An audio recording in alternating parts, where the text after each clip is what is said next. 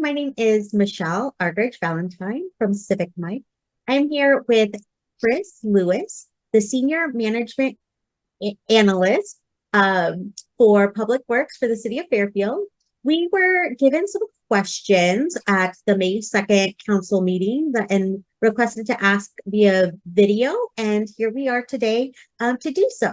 So, Chris, I'm going to ask you some questions, and then if you can just answer them, that would be great. Absolutely. Great.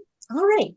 So the first question is, can you confirm what the average assessment increase for LLMD 13 is? Sure, no problem. Yeah, this information did go out on a recent flyer to the property owners in the district. And it is true that the average rate increase for single family parcels is only about $100 or $104 actually, if we want to be a little more exact.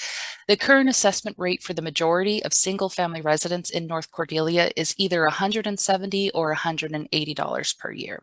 Some of the newer developments currently have a much higher rate at $883 per year. So this mix of assessment rates brings the current average assessment to about $225 per year. Under the new proposed district, the average assessment rate is $329 per year.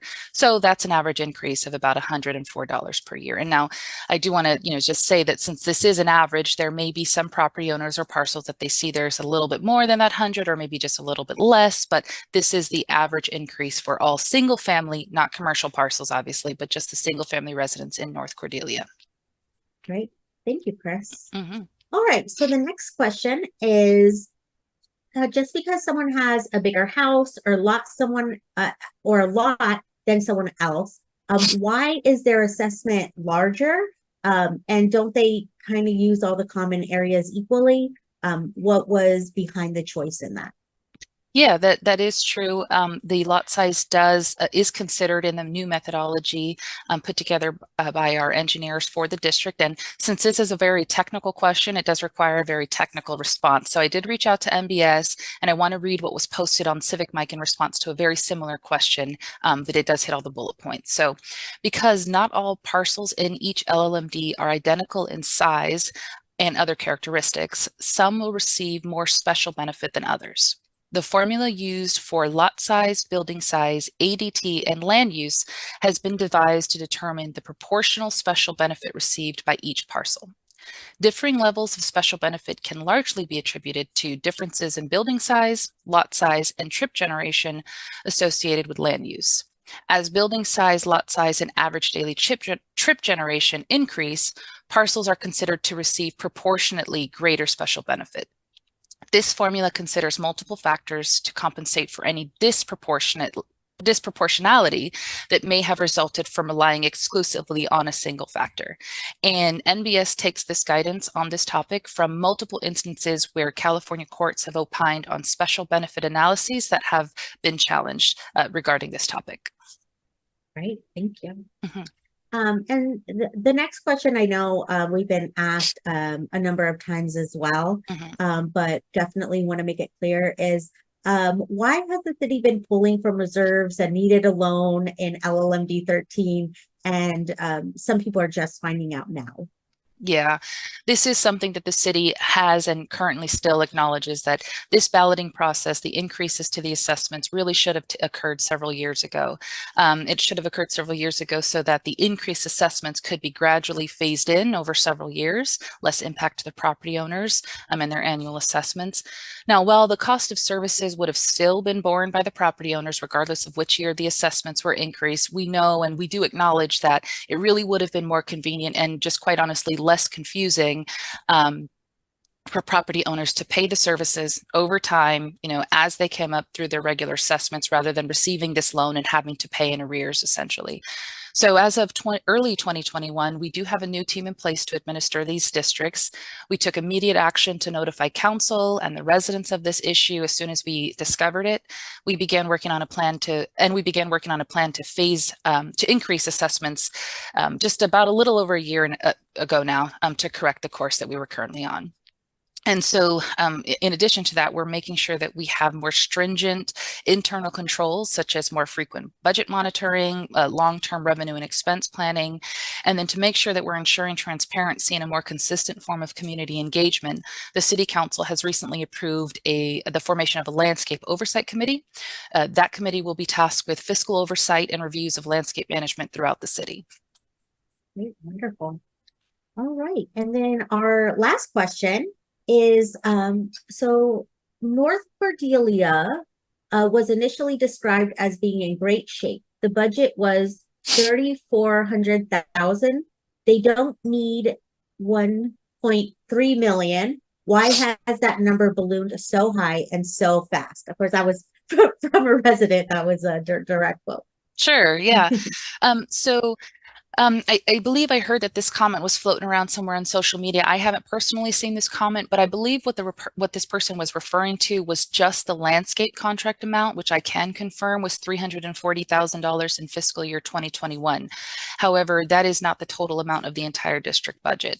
So the district budget for fiscal year 2021 was actually $590,000 due to service cost increase and the $85,000 consulting fee, one-time $85,000 consulting fees over the last couple years. The budgets for fiscal year 21, 22, and 22, 23 were $630,000 and $755,000 respectively. These budgets include the administrative costs, the irrigation or water costs, and then all of the small repair projects that are not necessarily accounted for in the landscape contract. So even when we remove those one-time consulting fees of $85,000, and by the way, I don't think I said this earlier, the consulting fees were specifically for this Prop 218 balloting process. Even when we remove that one-time cost from the budget, the district is still not able to sustain services at the current levels because the current maximum assessment rates that the city can levy from the property owners is around $615,000. But the most recent landscape services bid that we received was $605 alone.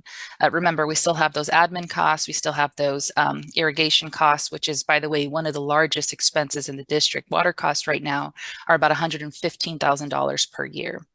So what we're seeing across the city and in our nearby cities, Vacaville, Sassoon, across the board really is that costs for landscape services is really increasing on all fronts. So the new budget reflects the current and future states of landscaping services. The proposed budget is about 1.3 million. This budget includes sufficient funding for all the items in the district that the district is currently maintaining. Plus all the items that the district is responsible for, but there was previously no dedicated funding for. So for example, we have the proposed budget sets aside dedicated funding for regular and full maintenance of tree care every 3 years for the district, some 4,000 trees. And by that I don't just mean, the as needed walkway clearances or height clearances. I mean full pruning on a regular schedule for those 4,000 trees. The budget also dedicates funding for irrigation parts and repair. We have some aging infrastructure in that district, as with many of the LLMDs, since most of them were formed in the late 80s to early 90s. And then we have some trail maintenance funding for the walking paths throughout the North Cordelia district. And then finally, this is not an all-inclusive list, but finally, and probably a couple of the more important line items are the contingency and reserves. So that's about a total of 10% of the total operating budget. So while I acknowledge that this significant portion of this budget is for expenses and items that residents might not see immediate benefits for, because tree trimming only comes around once every 3 years. Reserves are only meant, they're meant to be built up over time for larger capital projects, and contingencies are only there if you need them, right? So I get that people aren't going to see the immediate effects or the immediate benefits, but this really is the proper and prudent way to fund this district to make sure that we have adequate resources when we need them, especially when it comes to unexpected repairs. And then this is also the best way to avoid this whole Prop 218 and balloting process in the future, especially since these proposed assessment rates include an annual CPI increase, which will help us to keep up with inflation over time rather than the stagnant assessment rates for a significant portion of this district that we've seen, not just in this district, but other LLMDs we have in the city. We're kind of modernizing everything and making sure that we're looking forward to the future to be able to take care of those expenses. Great. Thank you so much, Chris. And No problem. just for this call and anybody who's watching, I just want to remind everybody that civicmike.com/Fairfield has a lot of information. There's videos, articles, the engineers reports. You can do a deep dive into any of this information. And if you have any questions, please feel free to reach out to contact@civicmike.com. That will send an email directly to me, and I'm always happy to answer any questions that you think of. So thank you for anybody who is watching this. Thank you, Chris, for coming on Thanks, here Michelle. and answering these questions.